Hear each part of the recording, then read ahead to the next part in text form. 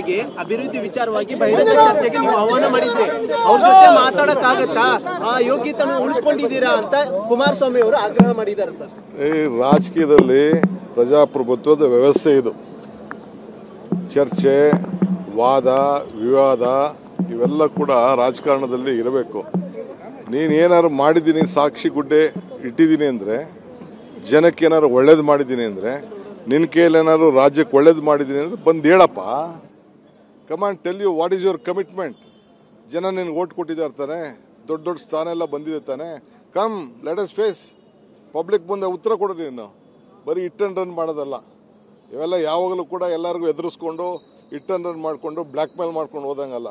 Assembly ಅದೇನೋ ತೆಗಿತೀನಿ pen drive ತೆಗಿತೀನಿ ಅಂತಾರಲ್ಲ, ಇದೆಲ್ಲ ಅಲ್ಲ. ಪ್ಲೀಸ್ ಕಮ್, ಬನ್ನಿ. ಏನೇನು ಅವಮಾನ ಏನಾಗೋದಿಲ್ಲ.